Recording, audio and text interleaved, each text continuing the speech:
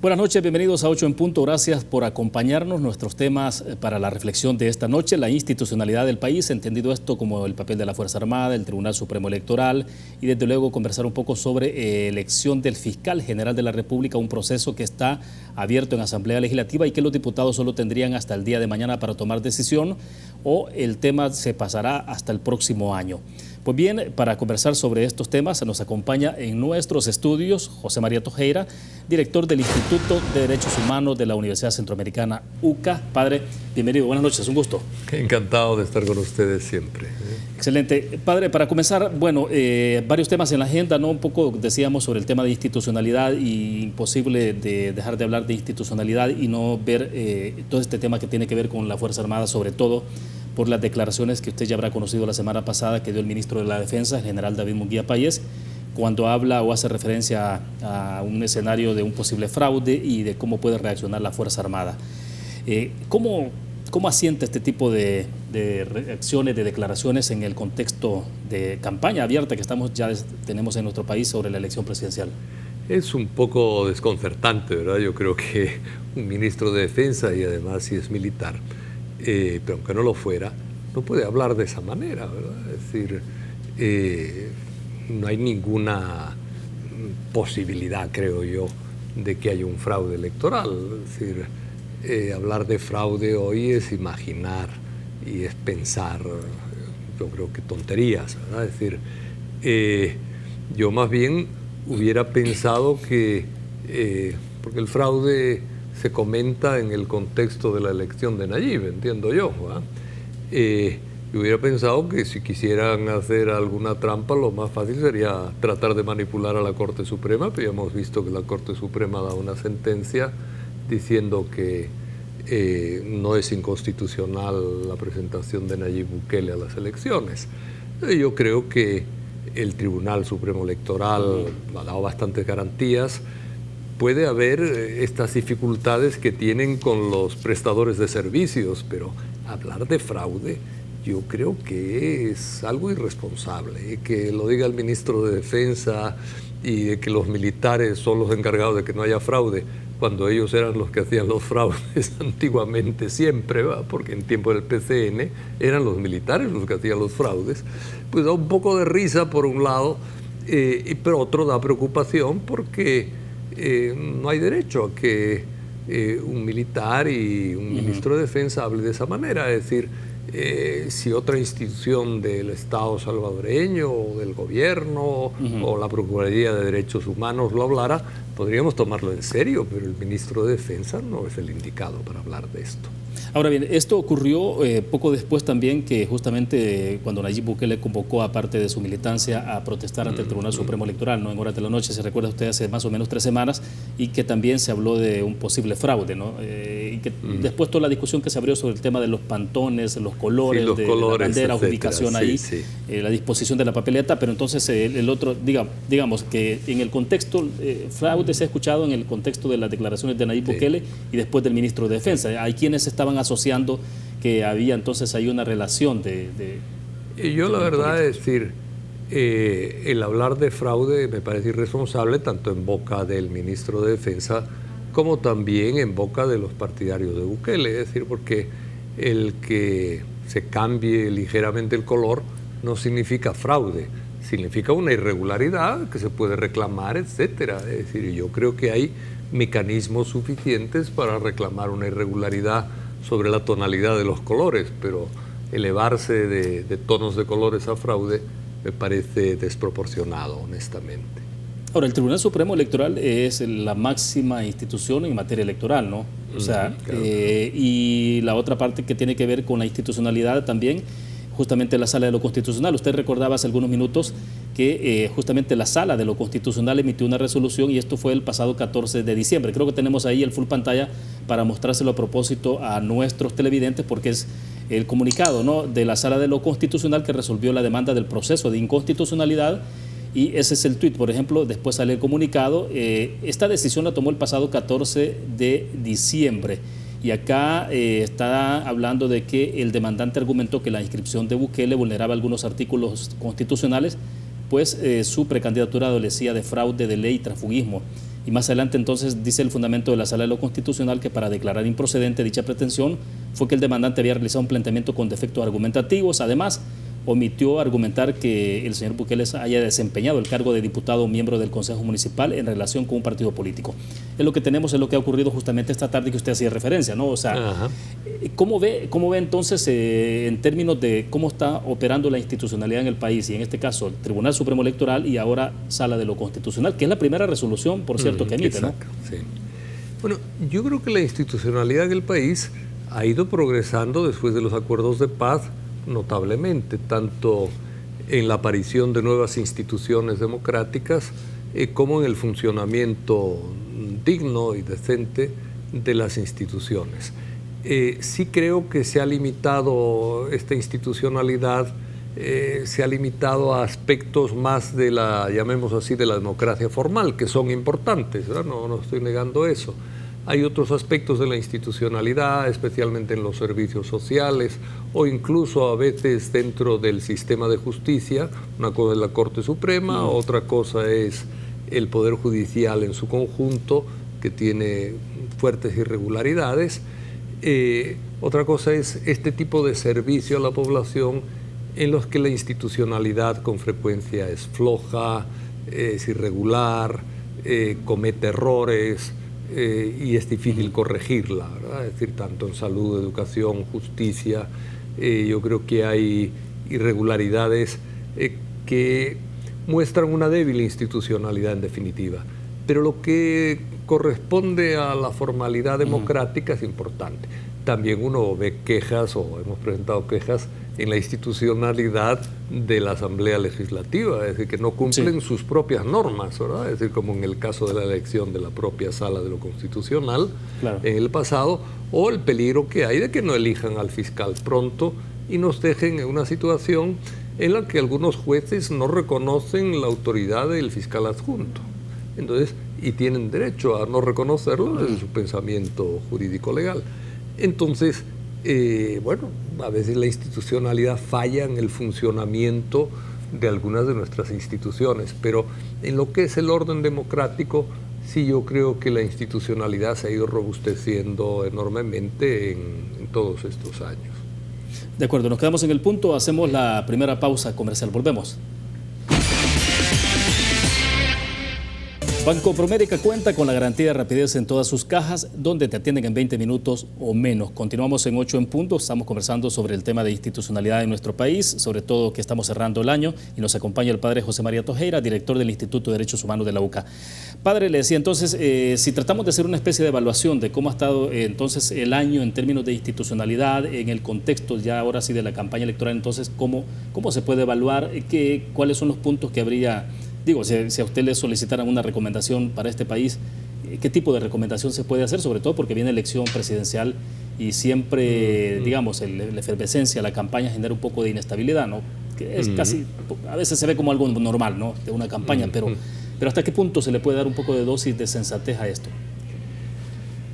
Bueno, yo creo que los resultados de las encuestas es lo que ha puesto más nervioso a los partidos más tradicionales, ¿verdad? Es decir, porque surge una figura poco conocida en algunos aspectos, es decir, aparentemente no se le conoce el programa.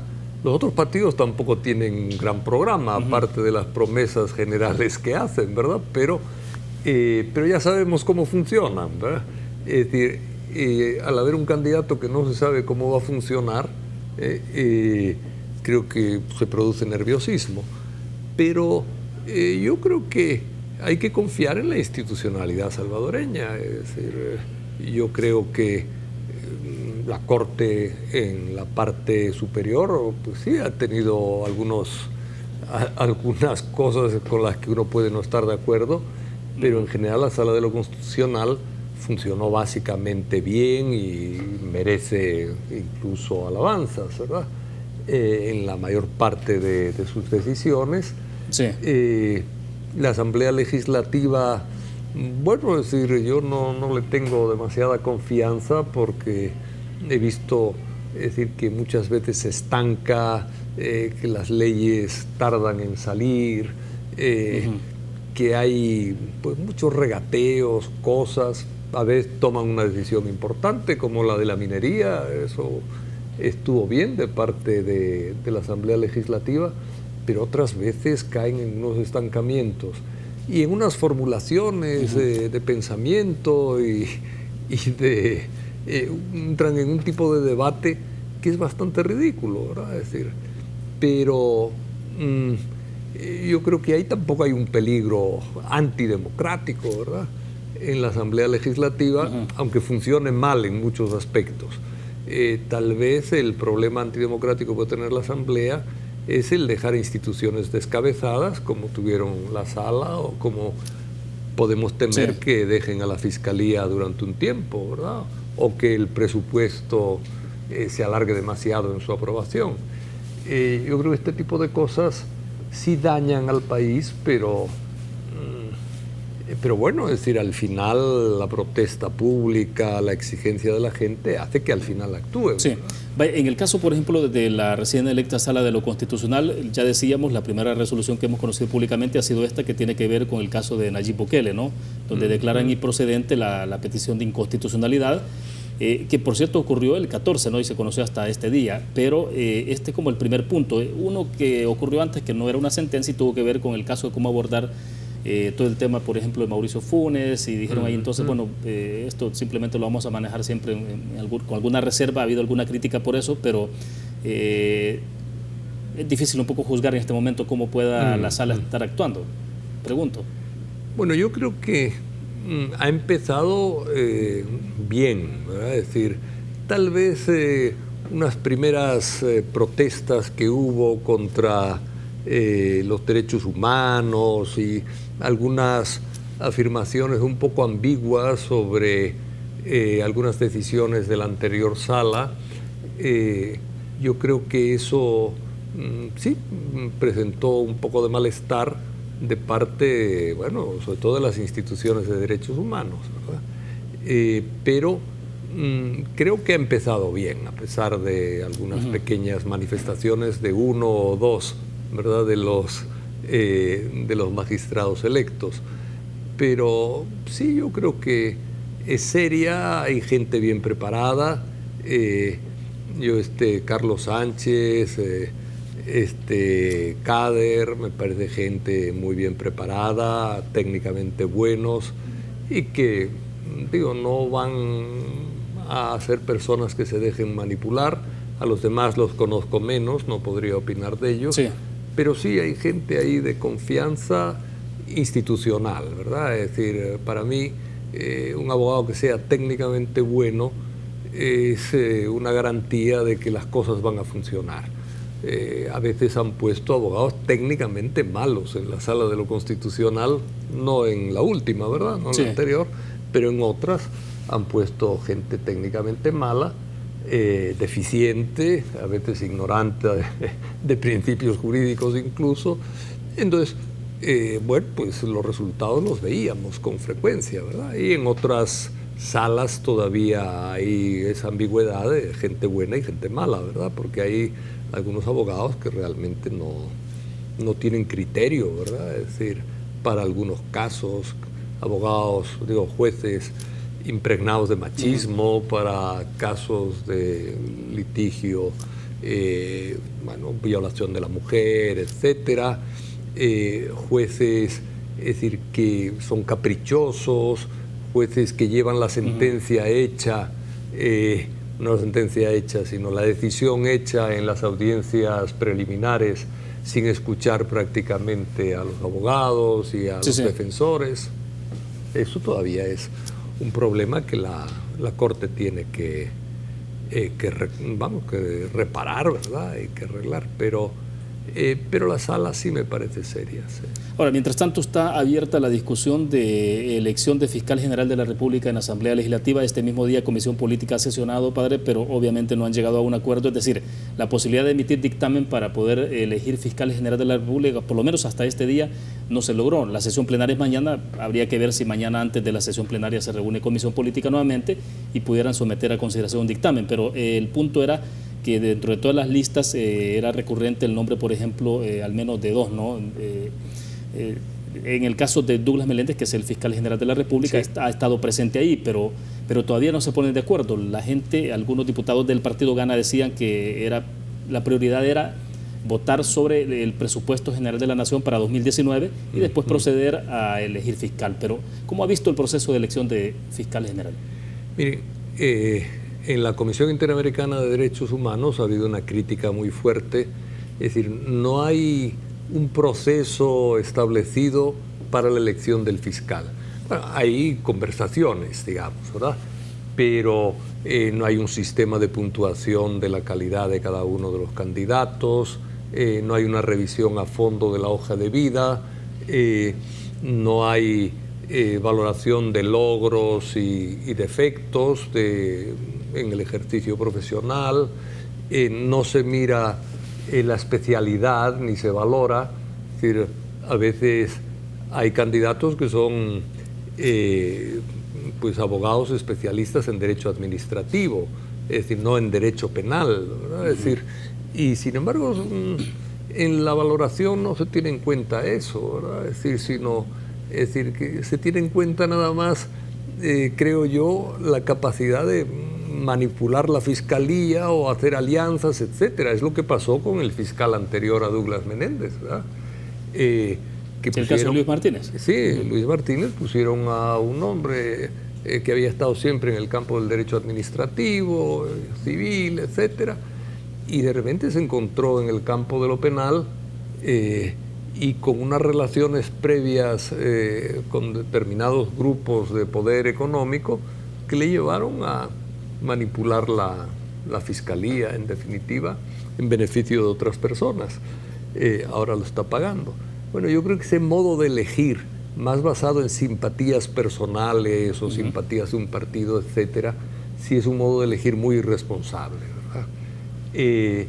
Y yo no veo que tengan un sistema de elección que sea un sistema que la ciudadanía puede decir, hombre, están siguiendo un sistema en que se puntúan X valores, hay una normativa para elegir, una calificación de las personas, la ponderación, etcétera. Eso no existe. Ahora, y esto más allá, padre, de si hay un baremo o es una evaluación, porque bueno, lo del baremo al final casi que lo satanizaron, ¿no? Pero el tema es que sí debe existir una evaluación mínima. Y baremos debe haberlos también, es decir, los satanizaron porque son unos inútiles, digamos, ¿verdad? Es decir, pero ¿cómo no va a haber baremos de evaluación de las personas? Lo que tenían que tener es un baremo hecho por la propia Asamblea Legislativa, que no lo tienen y da la impresión que son incapaces de hacerlo. Es decir, entonces hubo una... ¿O será deliberado? O tal vez deliberado, sí. Y hubo una institución que hizo una serie de baremos que lo hizo un poco rápidamente porque se necesitaba un poco de orientación y estos señores empezaron a decir que los baremos no servían para nada. Pero vamos a decir, estos señores que creen que ellos tienen una intuición y una capacidad de ver las cosas superior a los datos objetivos, ¿verdad? Es decir, es el problema de esa asamblea, actúan como al capricho y bueno, hay gente muy ignorante en esa asamblea legislativa, es decir, hay que decirlo, ¿verdad? Es decir, por ejemplo, no entendían lo que significaba la progresividad en el campo de los derechos humanos, que es una pregunta que se les hizo sistemáticamente a los candidatos a la Corte. Y los diputados, algunos decían, ¿y por qué les hacen siempre la misma pregunta? ¡Qué aburrido! Y decían, bueno, ¿cómo no se le va a hacer eso? Porque este tema de la progresividad de los derechos humanos es básico para una sala de lo constitucional para saber si quieren retroceder en el campo de los derechos humanos o si van a respetar el continuo procedimiento de ascenso en el campo de los derechos humanos. Y eso nos interesa a las ONGs de derechos humanos y le debería interesar a los diputados, porque un país no puede dar marcha atrás. Por ejemplo, según el pensamiento de progresividad de derechos humanos, este país no puede poner la pena de muerte. ¿Entiendes? Y sin embargo se insiste, ¿no? Y sin embargo hay diputados que insisten en ese tema. Y bueno, somos ignorantes, ¿verdad? Es decir, y ni siquiera saben que la progresividad de derechos humanos, que es un pensamiento hoy universalmente aceptado, es decir, significa eso, que no se puede dar marcha atrás cuando se ha ido hacia adelante en el respeto de los derechos humanos. De acuerdo. Tenemos que hacer en este momento una pausa comercial. Regresamos. dando seguimiento siempre al tema de elección del fiscal general de la República, padre, hasta donde, digamos, la posibilidad de que se traslade la discusión hasta enero, porque el 5 de enero termina funciones Douglas Meléndez, ¿no? Es prácticamente el último día. O sea, los diputados tendrían, algunos dicen, que pueden convocar a sesión plenaria antes del 5, desde luego, de enero, y entonces tomar una decisión. Por lo tanto, entrarían siempre en el plazo, en el tiempo, para elegir fiscal general. Pero estábamos leyendo temprano, por ejemplo, algún tuit, por ejemplo, de alguna diputada del Partido de Arena, donde planteaba Patricia Valdivieso, para ser más exacto, decía ella que hace 3 años, cuando estaban intentando reelegir a Luis Martínez, ella fue una de las que se opuso, ¿no? Y al igual que otros diputados en el Partido de Arena. Y decía, prácticamente estaba como reivindicando esa decisión de aquel momento y diciendo ahora, ella estaba lista para votar a favor nuevamente de la reelección de Douglas Meléndez. Son dos cosas. Uno es sobre los tiempos para elegir fiscal y el otro es hasta dónde, por ejemplo, Douglas Meléndez tendría esa ventaja, ¿no? Porque ya ha hecho 3 años de ejercicio. En el otro caso son candidatos que nunca han estado en la fiscalía. Bueno, mira, yo creo que las elecciones tienen que darse en los tiempos estipulados. Lo que no se puede es jugar con la seguridad jurídica de la población, y en la medida en que se atrasan los nombramientos sobre lo estipulado, se juega con la seguridad jurídica de la gente. Entonces, a mí me parece irresponsable retrasar la elección. En el caso de Luis Martínez, yo lo que pienso es que la retrasaron intencionalmente porque tenían miedo a enfrentarse con Luis Martínez mientras fuera fiscal, y elegir a otro distinto previamente a la salida de Martínez. Porque Martínez era un hombre que espiaba a la gente. Ahí está el caso de Toño, ¿verdad? Y dicen que le gustaba espiar a más gente, ¿verdad? Entonces, yo creo que ahí había un miedo, ¿verdad? Es decir, racional o irracional, pero que había miedo. Bueno, los diputados no tienen que tener miedo, ¿verdad? Es decir, los diputados deben cumplir con su función, y su función está estipulada por las mismas leyes y normas que ellos se han puesto. Entonces, es absurdo el retrasarse. Saben cuándo termina un cargo, saben que deben elegirlo antes. Bueno, ¿por qué no lo hacen? Es que no podemos, es que la política es el arte de lo posible, dice Quijano, ¿verdad? Pero no, es el arte de lo posible, pero no el arte del capricho. Y lo posible es lo conveniente, lo posible es lo estipulado por la ley, no es lo posible lo que me dé la gana, ¿verdad? Yo creo que tienen que aprender a hacer las cosas bien los diputados, y atrasar las cosas me parece que es un atentado contra la institucionalidad del país, y al mismo tiempo una irresponsabilidad frente a los ciudadanos que los han elegido para que cumplan con obligaciones concretas. Sí. ¿Cuál sería la mejor forma de alejar el fantasma entonces ahora sí de que se pueda tener una elección o elegir y que después se tenga un proceso fallido? Me refiero fallido en términos de lo que resultó con el caso de Luis Martínez, ¿no?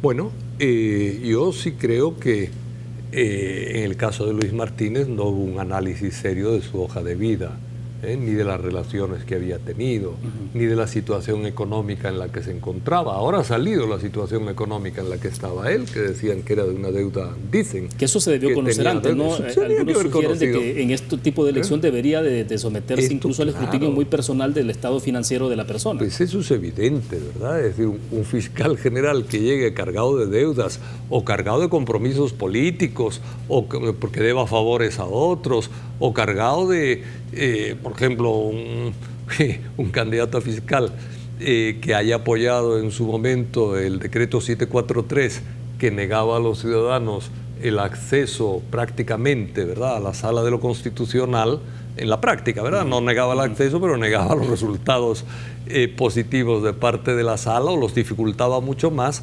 Personas así hay que analizarlas y decir, este no puede ser, ¿verdad? Es decir, no podemos poner enemigos del ciudadano en posiciones de poder, ¿verdad? Están al servicio del ciudadano, no en contra del ciudadano o a favor de pequeños grupos políticos, económicos, sociales o de lo que sea, ¿verdad?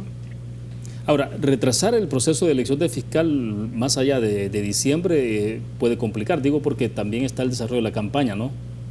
Y pues sí, a la vuelta al 3 de febrero tendremos elección presidencial. Bueno, es decir, yo creo que el fiscal tiene que estar antes, ciertamente, y el ideal es que sea ahora, ¿verdad? Es decir, cuanto más se acerque la campaña presidencial, más van a abundar las presiones políticas. Es decir, ya hay presiones políticas, miedos, tensión ahora. Es decir, pues en la medida que se acerque el día de la elección va a haber más presiones y elegir bajo presión no es lo más conveniente. Entonces lo mejor hay fechas, cumplamos las fechas. Eso es, bueno, como lo veo yo, ¿verdad? Ahora, ¿cómo estamos cerrando 2018 entonces y cómo se plantea 2019 en todo este tema de institucionalidad, sobre todo de cómo se puede ir construyendo, consolidando la democracia en este país, padre? Bueno, yo sí he pensado siempre que la democracia en El Salvador, para tener un avance sustancial, tiene que hacer un esfuerzo mucho mayor en favor de los derechos económicos y sociales del país, los derechos de la gente, ¿verdad? ¿Usted cree que sigue siendo esa la deuda principal en este país?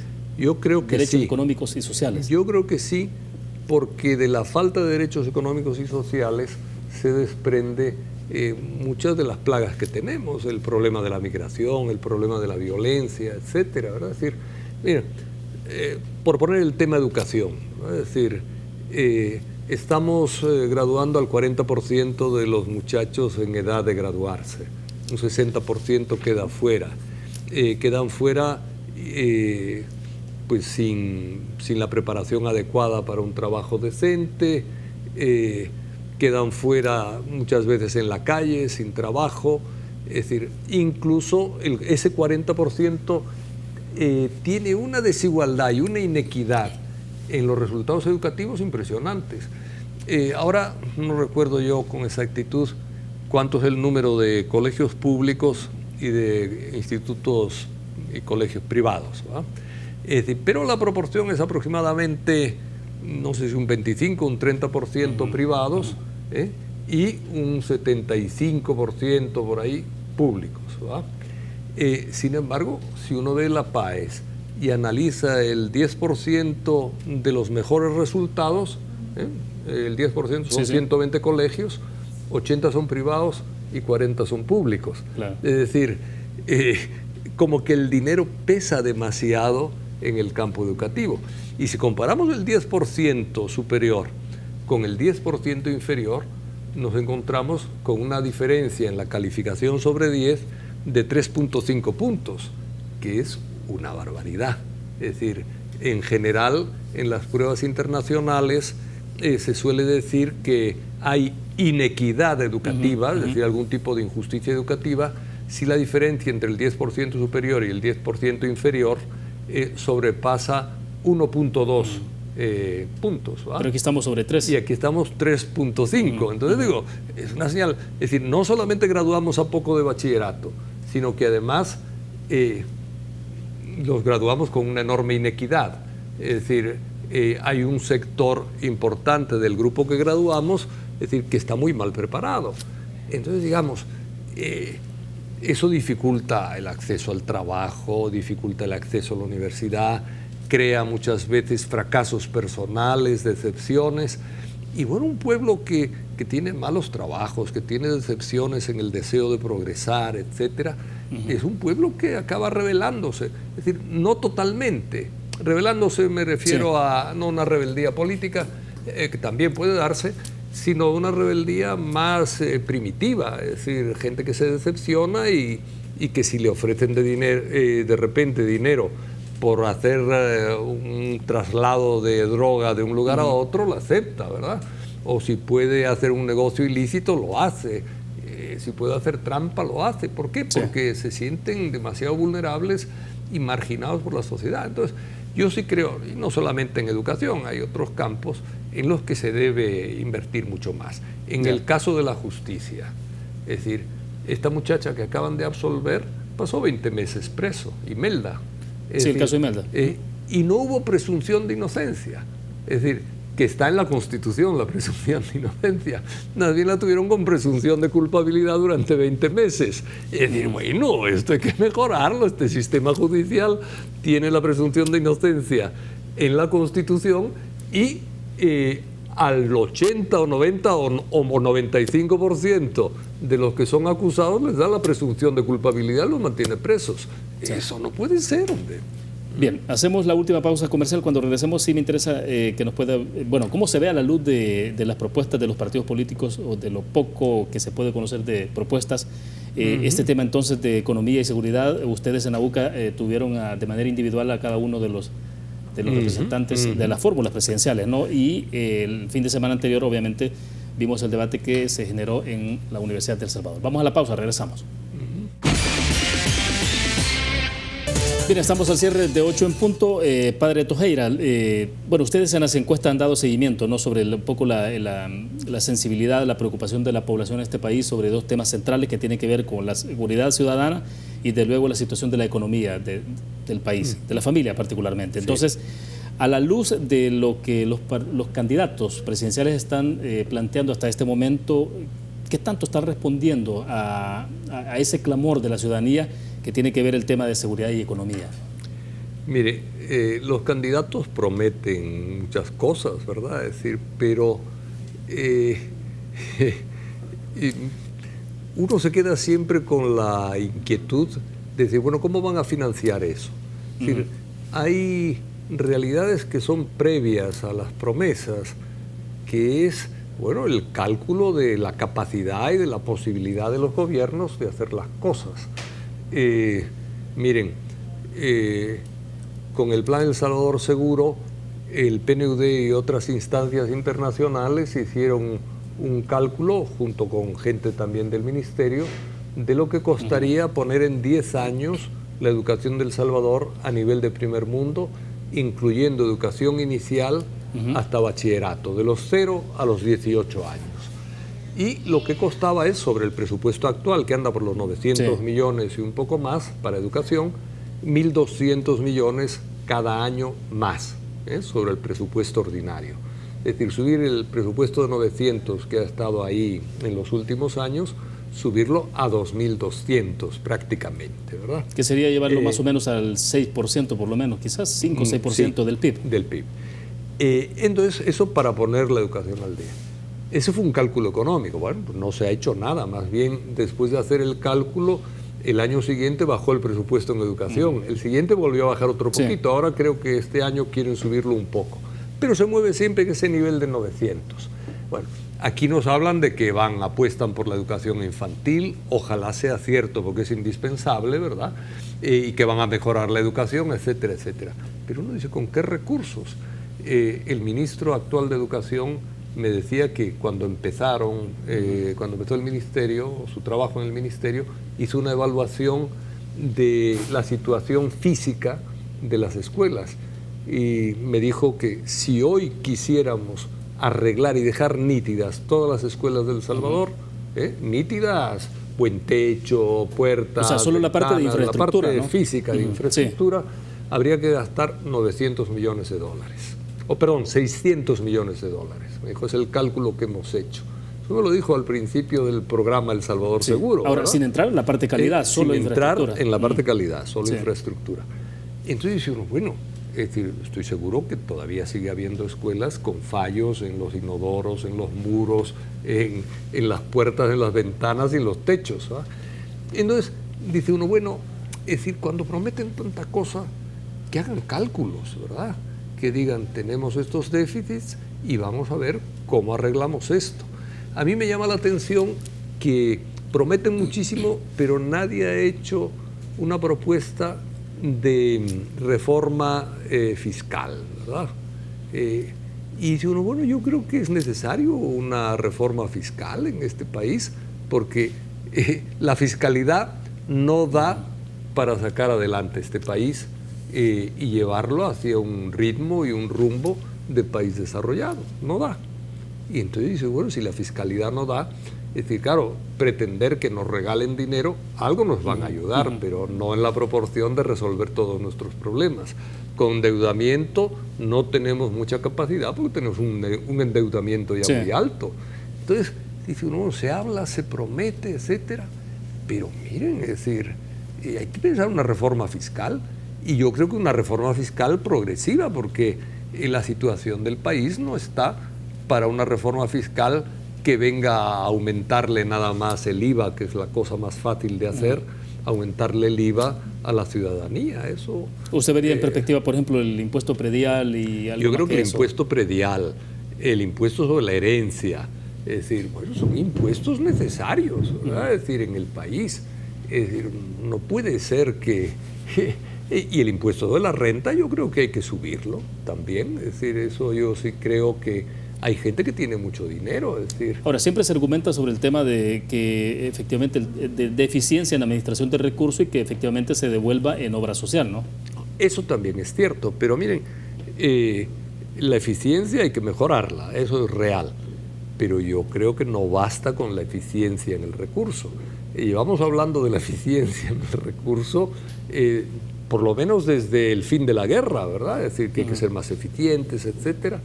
Yo no sé si es que son incapaces de eficiencia porque han pasado 25 años desde el fin de la guerra, o es de nuevo también una imaginación, decir, con eficiencia resolvemos. No es cierto.